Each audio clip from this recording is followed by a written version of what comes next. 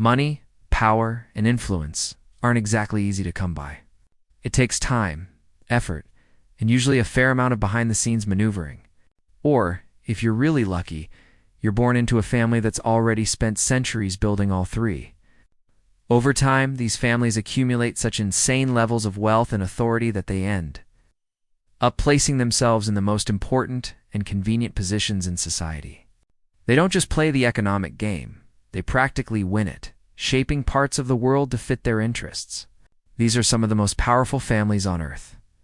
If you've ever gone down the conspiracy theory rabbit hole, you've definitely heard of the Rothschilds. According to the wildest stories, they control everything from the world's central banks to the weather itself.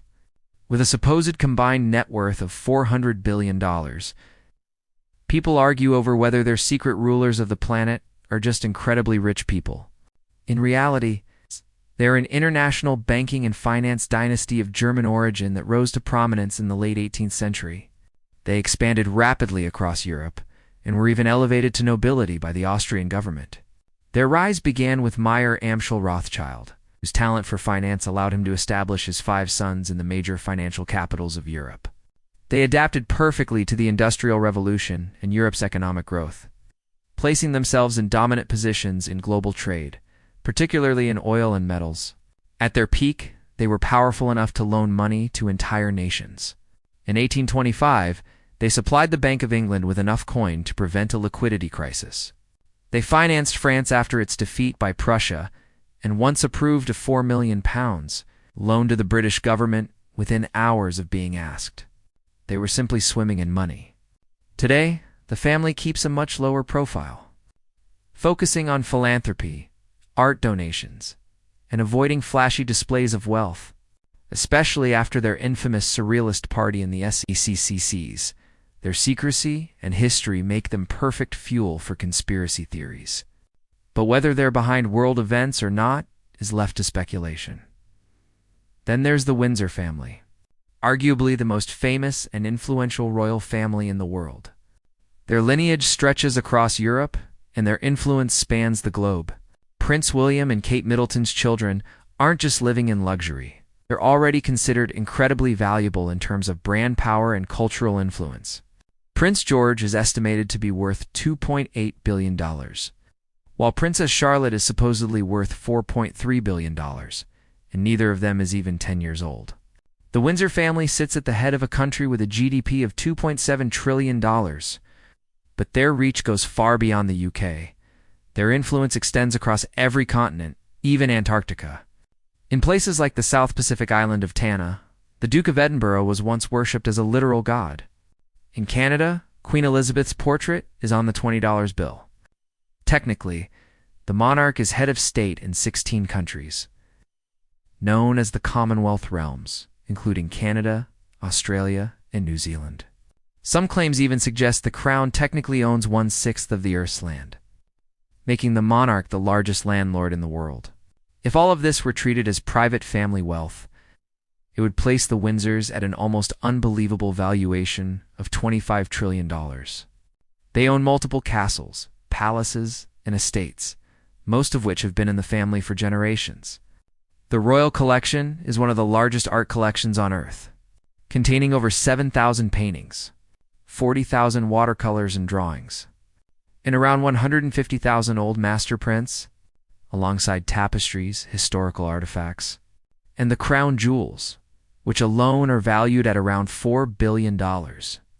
Kensington Palace is estimated at $630 million. Buckingham Palace at nearly $5 billion, and they just casually live in these places. Their wealth, history, and global recognition make them one of the most powerful families ever. And then there's the Koch family. What you get when oil money, time, and generational wealth collide. With a net worth of around $100 billion, they have shaped both the economic and political landscape of the United States. Their rise began with a company originally called the Wood River Oil and Refining Company. Later renamed Koch Industries after Fred Koch, it was eventually run by his sons, Charles and David Koch, widely known as the Koch brothers. Their name became synonymous with massive political influence and endless Coca-Cola jokes. until David passed away in 2018 at the age of 79. Today, Koch Industries is the second largest privately owned company in the United States and one of the largest private companies in the world. Their influence reaches far beyond business, extending deep into American politics, policy, and industry, making them one of the most powerful families in modern history across the entire world. Koch Industries brings in roughly $15 billion in yearly revenue. But it isn't just rich, it's massive and diversified to an almost absurd degree. The company has acquired so many businesses and controls so many subsidiaries that it practically does everything. And that's not even an exaggeration. Their acquisitions have been incredibly strategic. One of the biggest was the $22.5 billion purchase of Georgia-Pacific, one of the world's largest manufacturers and distributors of paper products. They produce household essentials under brands like Brawny Angels Soft and Vanity Fair. They also spent $7.5 billion acquiring Molex, a major manufacturer of electronic components, and they even work with the United States National Guard. That's paper, electronics, and national security, all under one umbrella. Whatever kind of apocalypse is coming, the Koch family seems ready. Their power doesn't stop at business. They invest heavily in shaping the political landscape to match their interests. You don't need to be royalty or hold public office to influence policy when you have enough money. If there's one area the Koch family is especially passionate about, it's real estate.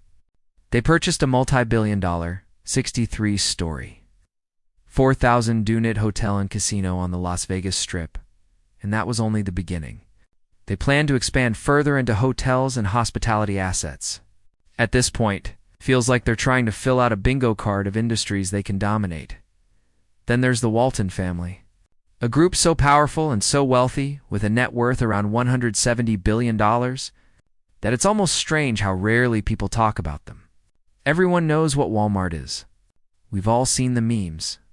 But few people realize there are over 10,500 Walmart stores across 24 countries, employing about 2.2 million people. Walmart was founded by Sam Walton in 1962 and eventually grew into the largest company in the world by revenue, earning over $540 billion annually. That success turned the Waltons into the richest family in the United States. Walmart is so powerful that its arrival in a small town can completely reshape the local economy. When a Walmart opens, roughly half of a town's retail trade can disappear within a few years. Crushed by the sheer scale and pricing power of the retail giant, its customer base is enormous. Thanks to low prices and an unmatched range of products, Walmart serves around 220 million customers every single week. And Walmart isn't the Waltons' only success. They also created Sam's Club, a chain of warehouse-style stores that sell groceries and general merchandise. It operates hundreds of warehouses and has generated tens of billions in revenue. Even their philanthropy hints at their power. The Walton Family Foundation has spent massive sums on environmental causes and education, including around $1 billion on education alone.